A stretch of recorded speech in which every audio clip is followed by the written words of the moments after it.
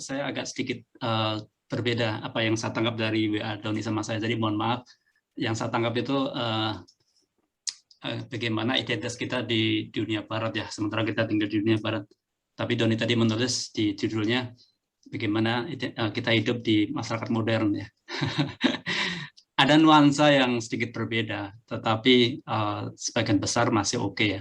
Jadi ketika Doni memberikan judul tadi, saya langsung ingat beberapa ayat yang lain. Jadi nanti saya tambahkan beberapa ayat yang lain. Tapi oke, izinkan saya menghormati rekan-rekan karena tentu tinggal di Eropa pasti lebih modern hidupnya ya. Situasi pasti lebih berbeda, lebih modern dibanding Indonesia. Dan saya menghormati pengalaman karena saya yakin pengalaman itu memberikan sentuhan yang berbeda ya. Sangat berbeda kalau kita tinggal di Solo terus, tapi kemudian kita ke Bandung, kita ke Jakarta, apalagi lalu kita ke Eropa, pasti itu memberikan sentuhan di hati kita yang berbeda. Jadi saya sangat menghargai pengalaman teman-teman semua, dan itu tidak tergantikan ya, sentuhan di hati kita yang Tuhan kerjakan dengan pengalaman itu sesuatu yang sangat real, dan itu pekerjaan Tuhan di hati kita. Jadi rekan-rekan pasti, dan saya yakin telah menerima pimpinan Tuhan, telah menerima sentuhan Tuhan, dan telah menerima berkat Tuhan, dan segala hikmat Tuhan, dan itu luar biasa. Catatlah itu baik-baik, itu sangat berguna. Jadi saya semula sarankan Doni menghubungi teman yang pernah malang melintang di dunia, tapi beliau tidak bisa, maka okelah saya sebagai backup-nya ya. Tapi dalam kadar kecil memang saya ya tidak pindah tempat tinggal, tetapi pernah berkunjung ke Korea, Jepang tahun 95, kemudian ke Asia Pasifik tentu ada ya, Asia Tenggara. Kemudian pernah saya gagal ke Vanuatu, teman-teman. Saya pernah rencana mau ikut acara latihan di Vanuatu. Vanuatu negara yang reseh sama kita. Gagalnya karena tidak dapat visa transit di New Zealand. Jadi hanya untuk transit semalam itu mesti pakai visa. Dan saya waktu itu zaman setelah 911 itu Amerika ya. Jadi itu langsung sulit sekali mencari visa itu bagi orang Indonesia. Ya, kemudian mungkin malah Soko anak saya pernah ke Maroko ya. Aneh juga dia pernah ke Maroko. Negara di mana itu? Afrika Utara. Jadi saya bagikan beberapa dasar. Semoga apa yang saya bagikan nanti memberikan ide tambahan dan menyegarkan, dan rekan-rekan juga bisa nanti di bagian akhir seperti kata Doni, Q&A atau Q&R response, membagi apa yang terlintas di hati ketika mendengar firman Tuhan ini ya rekan-rekan. Rekan-rekan ini kebetulan saya sedang baca, bukan baca ding, sekarang kami kebiasaan tiap pagi mendengar ya, matanya udah makin di awet-awet, jadi sekarang kalau pagi mendengar bukan membaca Alkitab, pakai aplikasi kita mendengar. Dan saya sedang sampai di Kejadian dan Keluaran. Menarik sekali tentang bagaimana kisah seseorang yang berpindah-pindah negara ya, berpindah-pindah tempat, lokasi, dan dari tanah Kanaan kemudian ke Mesir. Dan dia bukan atas rencana sendiri, dan cara yang sangat tidak enak ya. Tahun-tahun yang sangat panjang dan berat, tetapi dia setia, rekan-rekan sudah mengetahui semua. Akhirnya tapi dia sampai di istana ya, dia bekerja di istana. Wajah yang kanan ini bukan wajah orang Israel ya, tapi dia memakai simbol-simbol orang Mesir ya, karena dia memang orang kedua di Mesir. Tidak nampak ya seperti orang Israel, tapi padahal dia murni hatinya orang Israel. Dari sini ada pelajaran bahwa Allah adalah Allah atas bangsa-bangsa, dia berkuasa atas segala bangsa, dan ia sedang memerantkan dirinya kepada bangsa-bangsa melalui umatnya ya, karena Yusuf ini dia bisa menghubungkan pengalaman dia dengan Tuhan dan menyatakannya kepada bangsa-bangsa, kepada bangsa Mesir. Itu yang luar biasa. Nah, ini secara singkat saja saya ambilkan dari internet bahwa bangsa Israel sendiri dia mengalami banyak fase ya, fase hakim-hakim, fase raja-raja, fase penjajahan atau pembuangan, dan seterusnya. Saya kira selain Yusuf, rekan-rekan pasti mungkin cukup menarik kalau bisa PA dari misalkan Naomi, Ruth, Daniel, Nehemia, Esther, dan seterusnya ya. Karena pelajaran yang menarik, nah bagaimana hidup di negara bukan negara asal kita. Nah, pelajarannya saya ringkaskan di sini. Yang pertama, bahwa Allah dan umatnya adalah suatu hubungan yang penting, dan itu hubungan yang dinyatakan kepada dunia. Jadi umatnya adalah kenyataannya, ya. Umatnya adalah pernyataannya. Jadi kalau tadi Doni menyinggung tentang Rio diskusi debat dengan teman-temannya, itu salah satu renungan saya kalau saya mengamati hal seperti itu adalah bagaimana caranya kita atau anak-anak kita itu menjadi kenyataan dari kehadiran Allah gitu. Tidak selalu itu tentang pengetahuan, ya, tentang pengetahuan, tentang keyakinan bahwa COVID ini hilang karena ilmu atau karena Allah. Tetapi bagaimanapun caranya, dan itulah yang disebut dengan hikmat pimpinan Roh Kudus, kehadiran kita itu akan menjadi kenyataan Tuhan bagi orang-orang sekitar kita. Nah, itu caranya bagaimana? Itu tentu setiap konteks akan berbeda.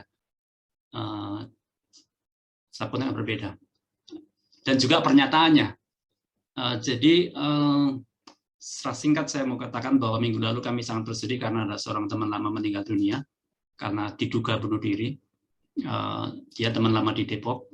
Dia dekat lagi sama kami, sangat dekat. Dia sering ke rumah saya, sering main bola bersama, ikut retreat dan sebagainya, meskipun dia orang Kristen, dia orang Hindu.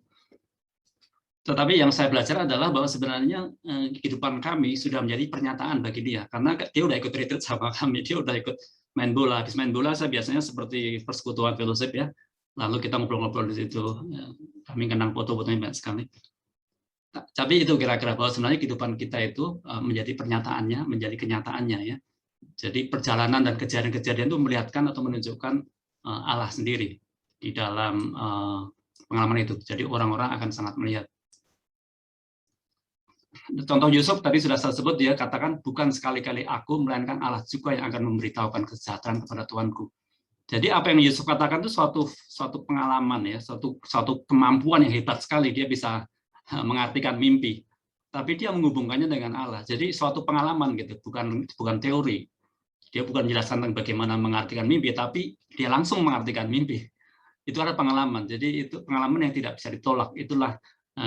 Nah, teman-teman ingat juga Daniel, ya. Daniel itu juga termasuk contoh yang ekstrem yang lain yang luar biasa. Raja Nebukadnezar juga akhirnya mengatakan tidak ada Allah seperti Allahmu gitu. Karena dia mengalami langsung gitu. Jadi saat-saat ini salah satu yang penting kita tekankan, bagaimana pengalaman-pengalaman itu, perjalanan itu, kejadian-kejadian itu tuh menyatakan Allah, ya. Itu penting sekali. Kemudian semua adalah gambaran dan rencana agungnya. Jadi seluruh kitab suci itu menggambarkan tentang Kristus, dan juga Kristus adalah kegenapan. Ini kita skip aja untuk diskusi masalah ini. Nah, kita berpindah ke diri kita, ya, sebagai umat perjanjian baru, bukan Israel. Kita adalah umat Tuhan, ya, kita warga kerajaannya. Kita tahu bahwa dikatakan di Matius 2 ketika Kristus hadir, Kristus adalah kegenapan, ya, kegenapan dari perjanjian lama, kegenapan dari Taurat. Itu sebenarnya masa yang sangat dinantikan oleh malaikat-malaikat pun menanti-nantikan apa yang sedang terjadi ketika Kristus datang. Dikatakan bahwa daripadamu akan bangkit seorang pemimpin yang akan mengembalikan umatku Israel. Dan kita tahu bahwa kata-kata umatku Israel ini tidak hanya tertuju kepada hanya orang Israel secara kebangsaan, tetapi juga Israel secara rohani, ya. Dikatakan orang Yahudi sejati ialah dia yang tidak tampak keyahudiannya, ialah orang yang disunat di hatinya, ya, bukan secara hurufiah tapi rohani. Itulah kita, ya. Ia telah melepaskan kita dari kegelapan dan memindahkan kita ke dalam kerajaan Anak yang kekasih. Jadi rekan-rekan, suatu anugerah besar, itu suatu perubahan yang sangat dramatis. Kita berubah sama sekali dari kerajaan kegelapan ke dalam kerajaan terang. Dan saya ingin secara singkat menyebutkan bahwa di dalam perjanjian baru ada banyak sekali istilah untuk menyatakan keadaan kita yang baru selain kerajaan, ya. Kita tahu di Alkitab ada tubuh Kristus. Kamu semua adalah tubuh Kristus dan kamu masing-masing adalah anggotanya. Ya, jadi penggambaran Kristus ini menurut saya luar biasa, tubuh Kristus. Lalu yang kedua, pengantin wanita. Kita tahu bahwa kita disebut adalah pengantin wanita. Sehingga Paulus mengatakan seperti Kristus mengasihi jemaat, demikianlah suami mengasihi istri, dan seterusnya dan seterusnya. Dikatakan di Wahyu juga nanti bahwa marilah ke sini, aku akan menunjukkan kepadamu pengantin perempuan mempelai anak domba. Kemudian rumah Allah, ya, di Alkitab kita juga disebut rumah Allah. Karena kami adalah 1 Korintus 3:9, kawan sekerja Allah. Kamu adalah ladang Allah atau bangunan Allah disebut. Nah, mengapa ini fakta ini penting? Ini bukan sekedar kata-kata, tapi fakta, dan fakta itu terasa, rekan-rekan ya. Kan rekan-rekan terasa ya kalau kita, meskipun saya nggak tahu kenal Mbak Mia di mana, kenal Mas Arman di mana, tapi kan kita merasa dekat gitu. Mungkin kita merasa dekat karena navigator kali ya. Mungkin juga itu, tapi kan itu karena di dalam navigator kan di dalam kerajaan Allah ya, di dalam tubuh Kristus ya, di dalam rumah Allah. Memang kita beruntung ya rekan-rekan, nggak tahu gimana, navigator memang sangat menekankan aspek keluarga ya. Nggak tahu rekan-rekan pernah ke mana, negara mana, tapi perasaan saya kalau saya ke negara manapun, kalau ketemu orang navigator itu sudah dianggap keluarga gitu. Saya kemana-mana itu sebagian besar, mungkin 8% mungkin ya, tinggalnya di kota-kota itu bukan di hotel atau apa, tapi di rumah teman ya. Di Australia saya di 4 kota berbeda, tapi 3 kota yang lain itu selalu tinggal di rumah teman. 3 kota ya, 3 kota, 2 kota di rumah teman. Navigator, 1 di hotel kata kamarnya kecil sendiri ya, sama orang tua dia. Jadi ada perasaan yang dekat, itu luar biasa. Itu bagaimana? Itu bukan sesuatu cuman pengaturan sosial, itu sesuatu yang rohani ya. Sehingga kita tahu kita satu darah ya, tidak hanya satu marga, satu darah kita, darah Kristus. Jadi kita bersyukur untuk kasih karunia Tuhan, itulah membuat kita sangat dekat. Untuk fakta ini saya kutip 1 Petrus 2:9-10 ya, rekan-rekan sangat terkenal. Tetapi kamulah bangsa terpilih dan seterusnya. Rekan-rekan, ini ada lagunya ya. Pernah dengar ini? Kamulah, saya play lagunya ya.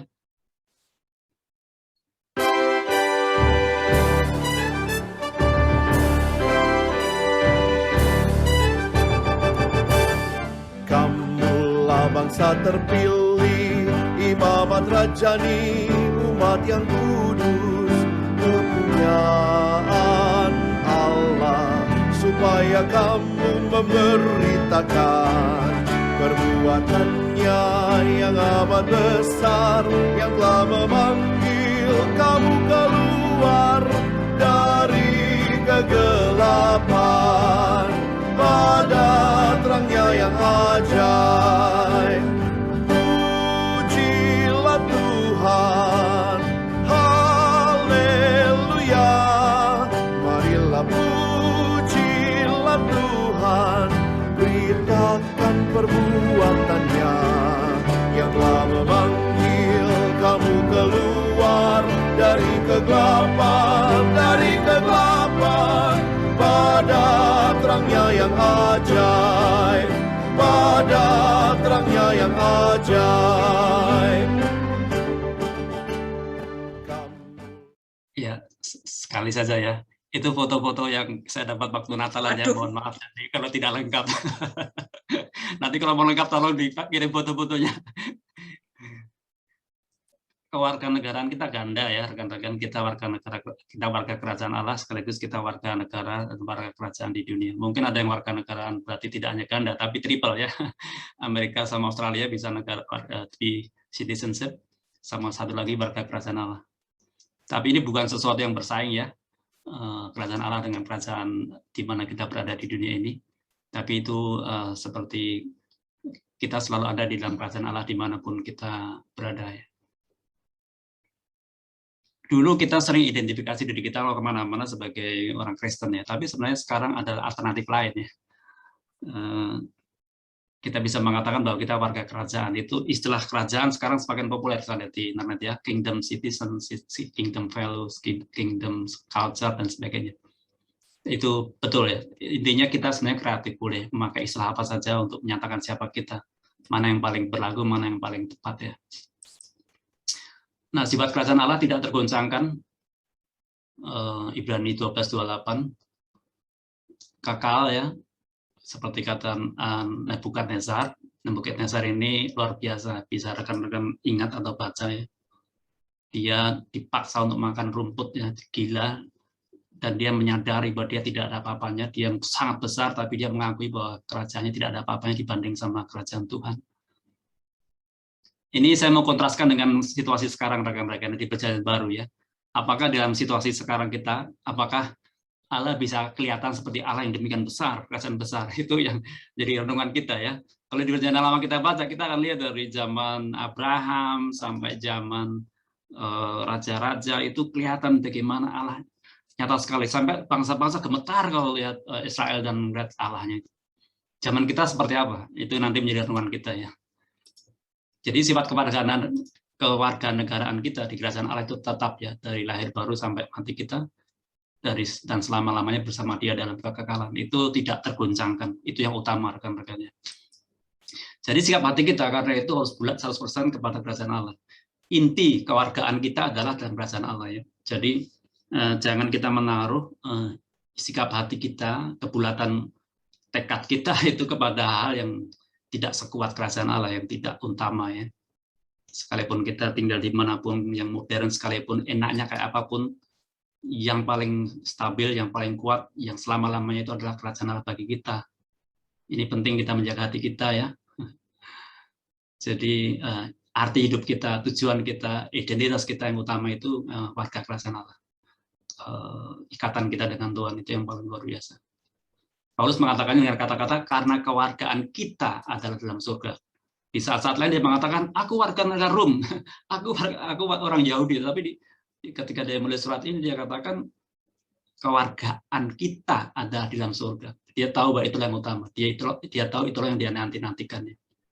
Itu membuat dia sangat stabil sekalipun hidup dia luar biasa, penuh dinamika, up and down, tarik turun naik, penuh duka dan suka dan sebagainya, tapi dia selalu sangat stabil di dalam kerajaan Allah. Sisi yang lain, saya ingat juga Kolose 3:22, karena sekalipun kita begitu, tetapi pengabdian kita kepada raja di dunia ini atau pemerintah itu juga disebut di Alkitab ya. Ayat 23, apapun juga yang kamu perbuat, perbuatlah dengan segenap hatimu seperti itu Tuhan. Ingat ya, jadi ini selalu mengingatkan kita bahwa kita sangat sungguh-sungguh di dunia ini, tetapi sangat sungguh-sungguh juga mengabdikan bahwa itu sebenarnya untuk Allah gitu. Bukan untuk ego kita atau bukan untuk sekedar tujuan-tujuan jangka pendek kita. Itu tidak salah ya, itu tidak salah.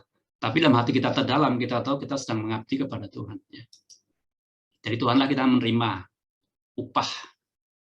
Tapi kalau kita tidak melakukan itu Tuhan tahu berarti kan upahnya apa yang mau dia berikan kalau kita tidak melakukan sesuatu buat Dia. Jadi itu Tuhan Yesus mengatakan di Markus 12:17, berikanlah kepada Kaisar apa yang wajib kamu berikan kepada Kaisar, kepada Allah apa yang wajib kamu berikan kepada Allah ya.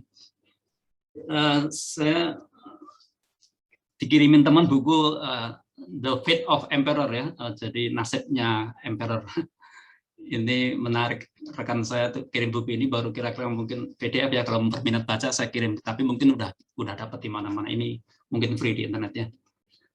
Dia penulisnya kasih survei ya tentang negara apa emperor ya, kerajaan-kerajaan di dunia ini. Rupanya rata-rata umurnya itu paling cuma 200 sampai 250, rata-rata 200 sekian lah. Menarik ya rekan-rekan. Jadi tidak tetap. Ibrani 13:14 mengatakan sebab di sini kita tidak mempunyai tempat tinggal yang tetap. Kita mencari kota yang akan datang. Setelah penulis Ibrani menulis tentang pahlawan-pahlawan iman, tentang orang-orang yang merantau berpindah-pindah, maka dia katakan di sini kita tidak mempunyai tempat tinggal yang tetap. Kita mencari kota yang akan datang. Ini cuman opini saya ya. Tapi saya menyadari ini bisa terjadi kalau melihat sejarah ya, bahwa bangsa-bangsa ini umurnya berapa tuh? 300-200. Rekan-rekan kira-kira Indonesia umurnya berapa ya?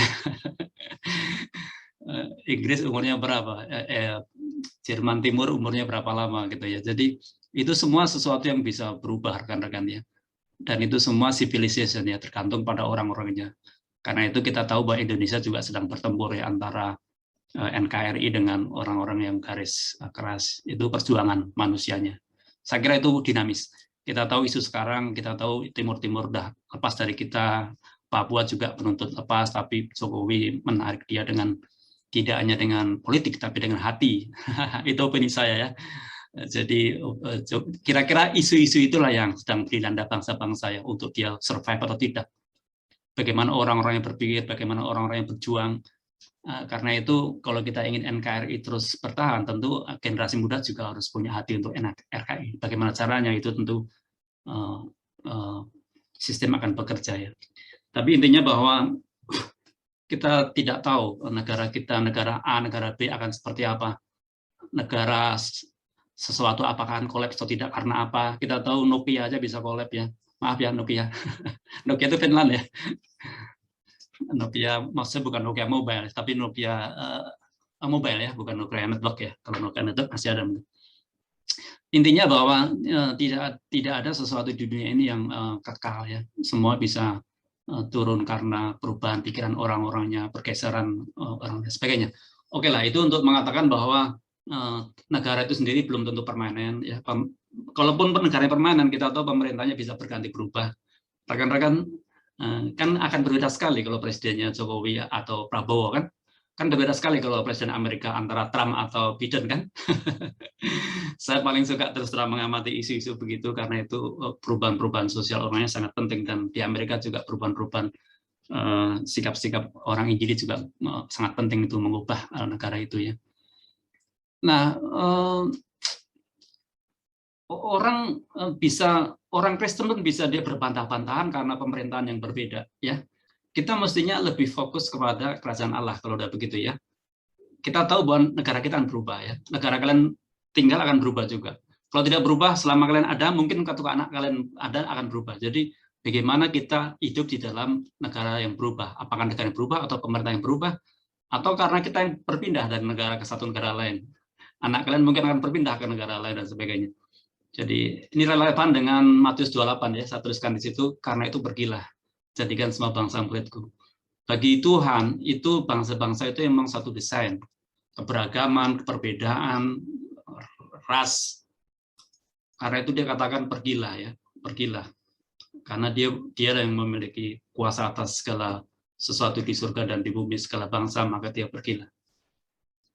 Saya contoh Paulus, dia seorang yang sangat fanatik dengan kerajaan Allah, tetapi dia tahu bahwa di dalam kehidupan dia sehari-hari, dalam pelayanan dia tidak selalu harus memegang suatu kewarganegaraan, tapi mana yang memang pada suatu jangka pendek dia memang merasa itu yang paling baik bagi pekerjaan Tuhan dalam kehidupan dia.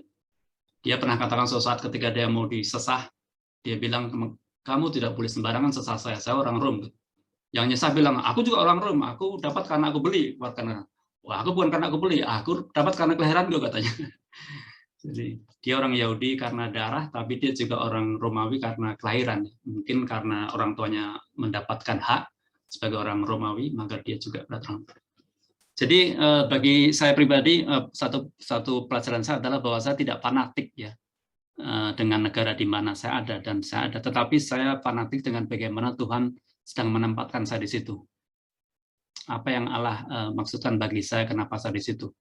Saya tidak tahu apa yang terjadi selama ratusan tahun, tapi saya bisa tahu apa yang terjadi dalam kehidupan saya pada saat saya ada di situ. Itu kira-kira seperti Yusuf tadi, dia setia dengan apa yang Allah rencanakan dalam kehidupan dia. Di Lukas 10 ayat 1-2 ada dua kata dalam bahasa Inggris yang sama, send ya, mengutus. Ayat 1 itu send, ayat 2 juga send. Bahasa Indonesia mengutus dan mengirim. Tapi bahasa Yunani-nya rupanya berbeda, rekan-rekan. Itu menarik ya.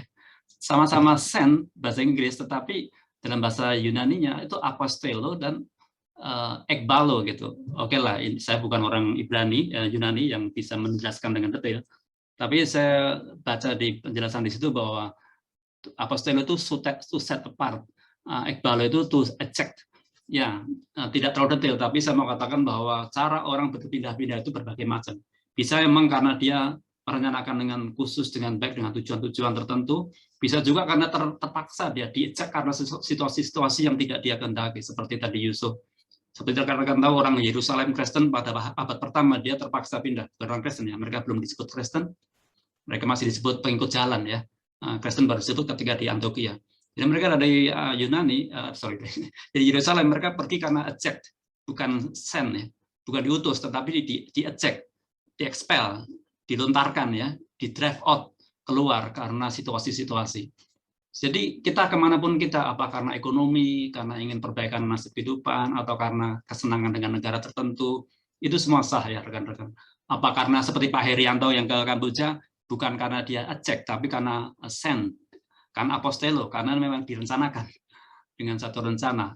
Itu semua sah, itu semua sesuai dengan kedaulatan Tuhan ya. Nah, untuk kita ada di mana. Rekan-rekan tahu juga Paulus sampai di Roma. Kenapa dia terakhir di Roma, rekan-rekan? Dia di Roma selama 2 tahun kalau nggak salah. Itu karena dia warga negara Rom.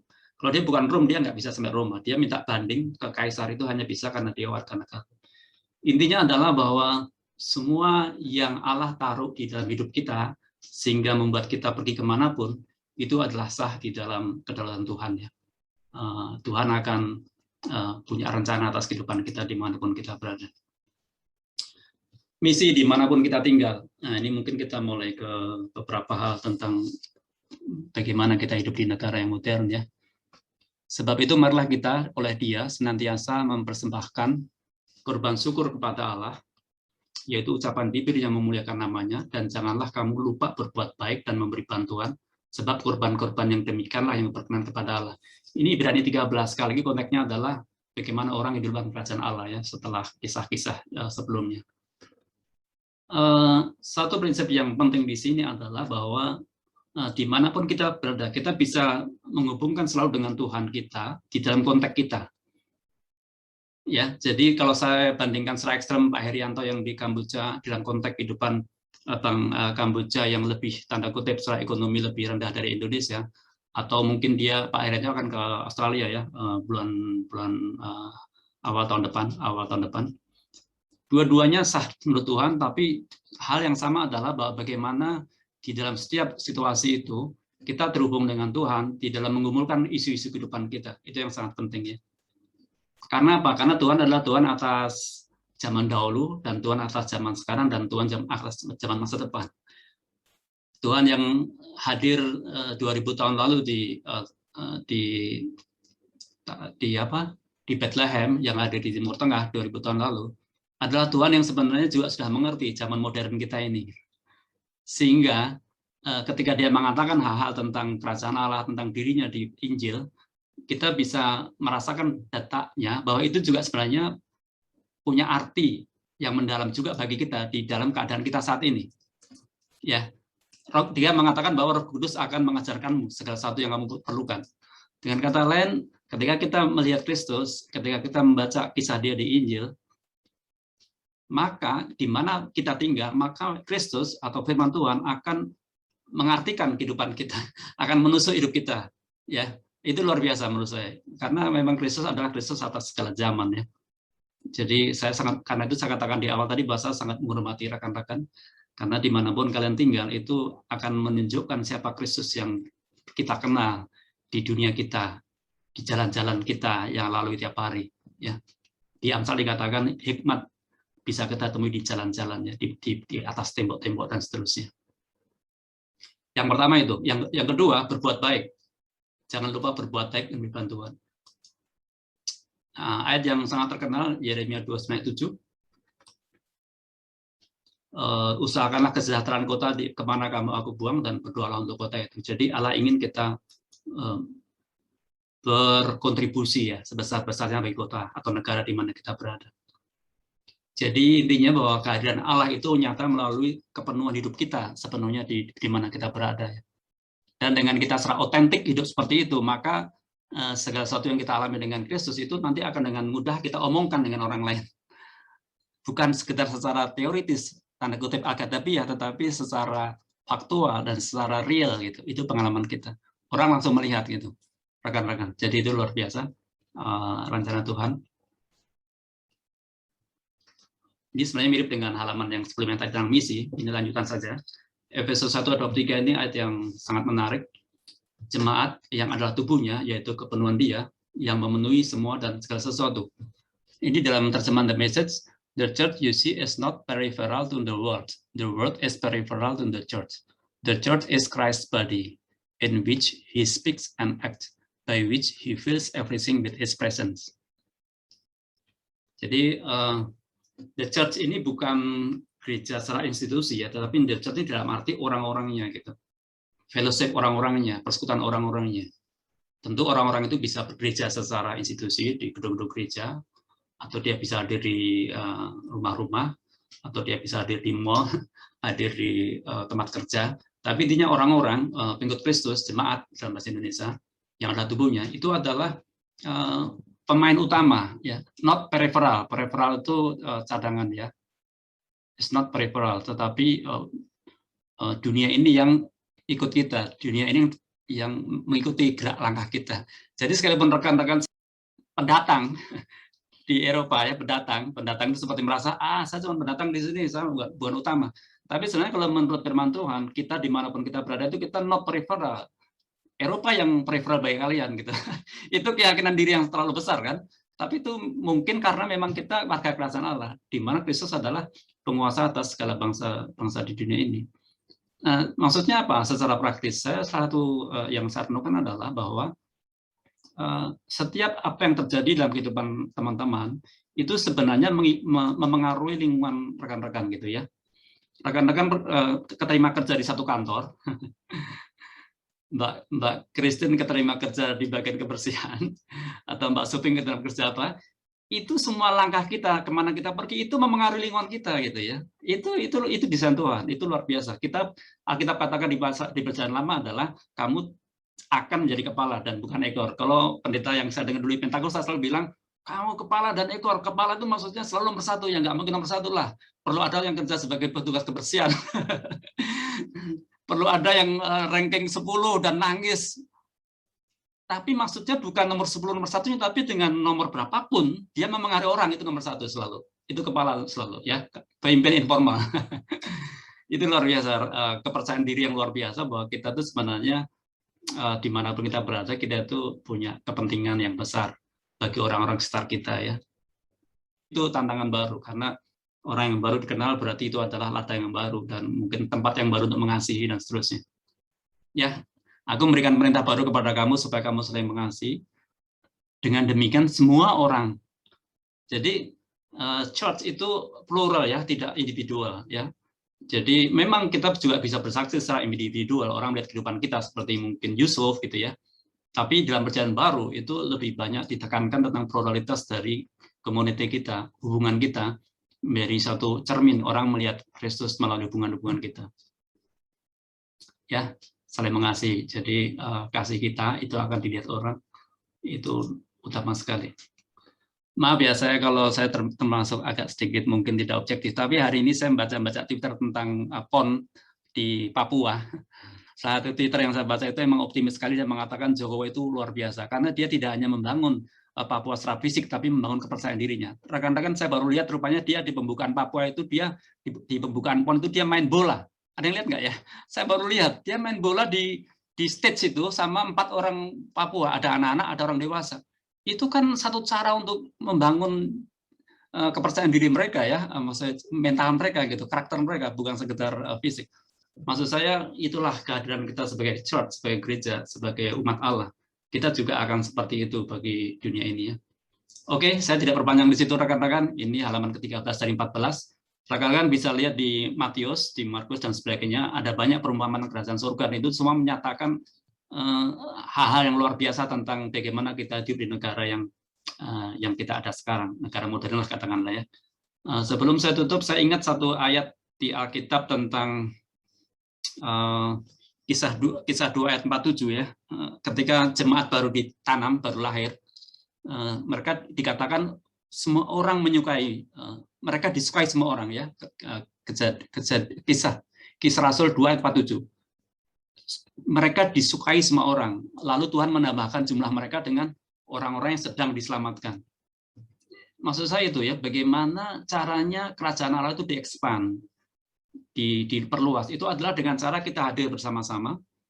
Lalu orang-orang melihat kehidupan kita, mereka mungkin menyukai kita karena aksi kita, kasih kita, dan sebagainya. Lalu mereka akan melihat Kristus di dalam kehidupan kita. Tentu dinamikanya akan sangat banyak yang terjadi, ya. Nah, silakan kalau rekan-rekan lebih jauh juga ingin dengar khotbah di versi navigator tentang kerajaan surga, ada di situ satu speed lainnya. Di situ ada sekitar mungkin 15 khotbah, ya, renungan tentang kerajaan Allah, tentang maksud abadi Allah.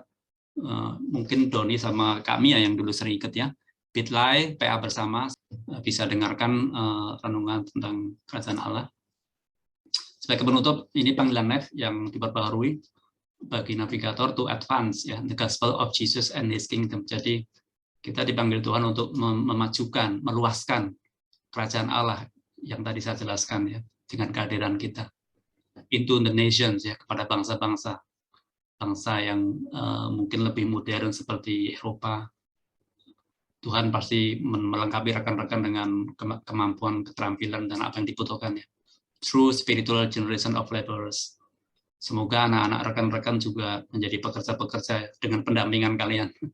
Mereka mungkin tidak berpikir sistematis seperti kita, tapi dengan pemerlengkapan kalian, pendampingan kalian, mungkin dia akan bisa meniti kehidupan dia, bagaimana dia menjadi generasi rohani, menjadi pekerja, menjadi berkat bagi teman-teman mereka, menjadi berkat bagi nanti kalau mereka sudah bekerja, bagi teman-teman kerja mereka yang living and discipling among the lost, ya. Ya, kita memang perlu bergereja, kita perlu bersekutu sama Nef, tetapi itu semua untuk menyemangati kita, untuk kita living and discipling among the lost, ya. Tinggal di antara teman-teman yang belum percaya, di tempat kerja, mungkin juga di klub-klub dan sebagainya di Eropa, mungkin banyak bentuk. Ya, itu demikian Tony, Pak Christine, dan rekan-rekan, renungan dasar yang saya sampaikan tentang bagaimana kita hidup di negara yang berbeda, apa maksud Tuhan bagi kita. Kiranya memberkati rekan-rekan dan bisa menginspirasi untuk membagi satu sama lain apa yang Tuhan kesan, apa yang Tuhan taruh, atau ide apa yang Tuhan berikan. Selanjutnya saya serahkan kepada Mas Doni.